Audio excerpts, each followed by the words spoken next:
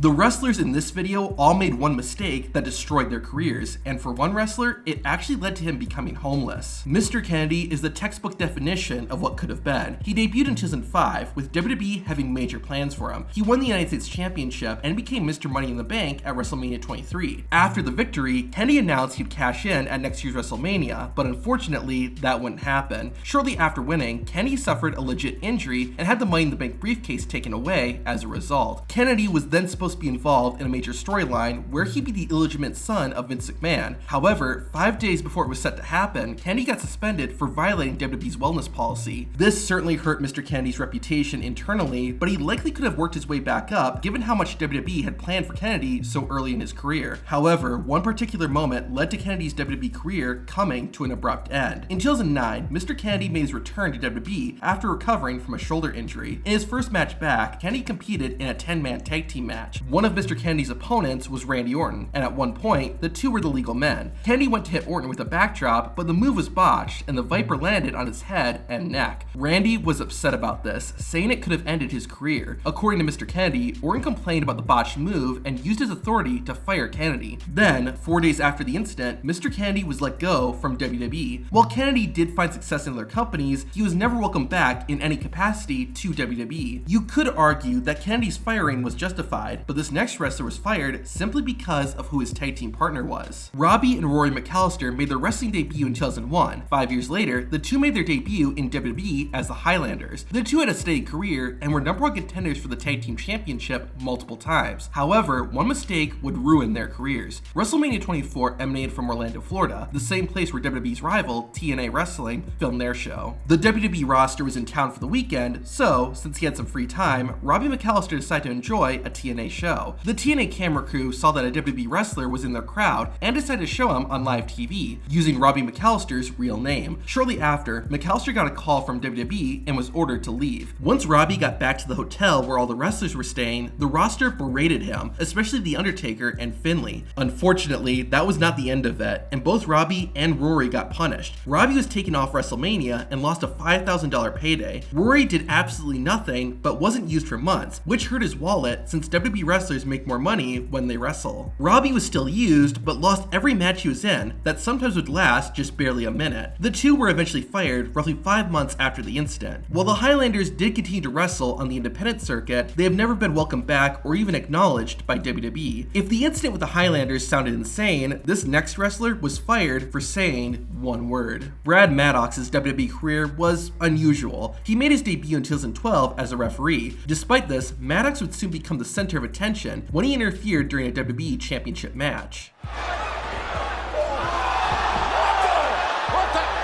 Following this, Brad Maddox eventually became the general manager of Raw and held that role for nearly a year. He would make sporadic appearances on WWE TV until abruptly being fired. In November 2015, Maddox returned after being absent for 7 months. 8 days later, Brad Maddox was wrestling in a non-televised match and had to talk on the mic. Maddox was a heel, or bad guy, so he insulted the crowd to get them riled up. However, the former Raw GM referred to the fans as pricks. He didn't feel that was inappropriate, but WWE management disagreed. Maddox was fired almost immediately after the match and was never given an opportunity to explain himself. Maddox only wrestled once after his exit from WWE, and the company has practically ignored that he was ever a part of their roster. While it's easy to feel sympathy for Brad Maddox, it's impossible to feel that way for Juventud Guerrera. After starting his career in Mexico, Juventud rose to prominence when he joined WCW in the mid-90s. However, he was fired after about 4 years with the company when he got intoxicated during a tour of Australia and was arrested. Juventud Guerrera would return to Mexico, but in 2005,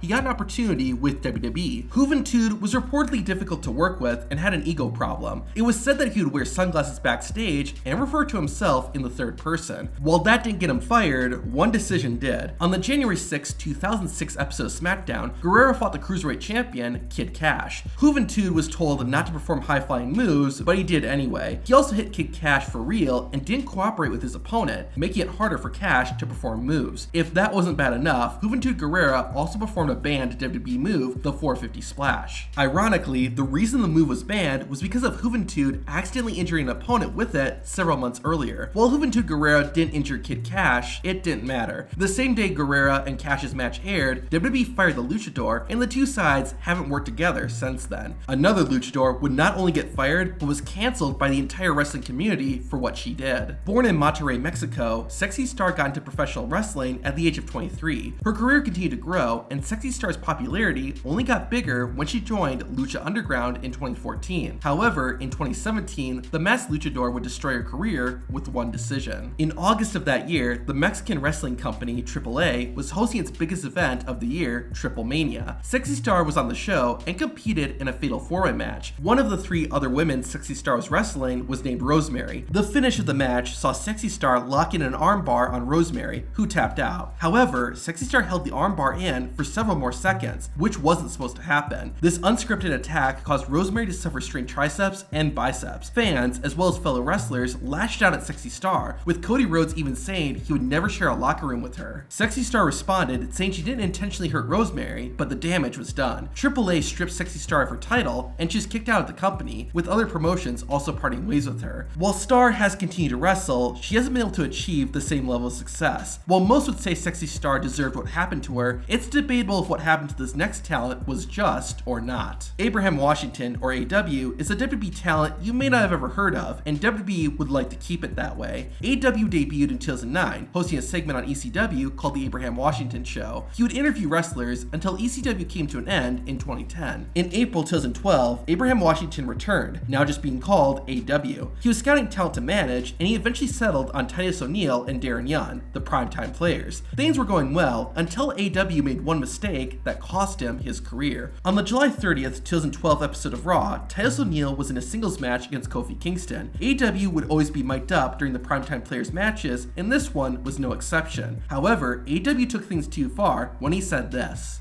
Titus O'Neil is like Kobe Bryant at a hotel in Colorado. He's unstoppable.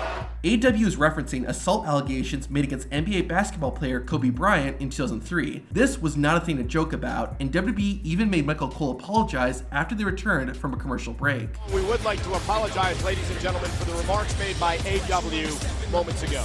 11 days after this incident, AW was fired from WWE. Now, AW would later claim that the reason he got fired was that he tweeted his support for Linda McMahon's US Senate campaign, and she wanted to distance herself from wrestling. WWE responded by saying it had nothing to do with AW's political support and was solely because of his inappropriate comment on Raw. Nevertheless, AW only made things worse by venting his frustrations with WWE on Twitter. Since then, AW has never been invited back to WWE and has mostly disappeared from wrestling. While AW likely wasn't going to be a major star, this next wrestler could have been, if not forgetting, in his own way. In 2012, Austin Aries was one of the hottest talents in wrestling. Aries won the TNA Impact World Championship, and it seemed like he was on his way to becoming one of the greatest of all time. In 2016, Aries would make his WWE debut, giving him the largest platform he had ever been on. However, about a year after joining the company, WWE released Aries from his contract. A-Double returned to TNA, where he won their world title 2 more times, but one decision ruined his career. At the Bound for Glory pay-per-view, Austin Aries defended his title in the main event against Johnny Impact, aka John Morrison. Johnny performed his finisher, Starship Pain, and won the match. However, Austin Aries almost immediately got up and didn't sell the move. Aries then started yelling at the commentators and the crowd. There's your business. You happy?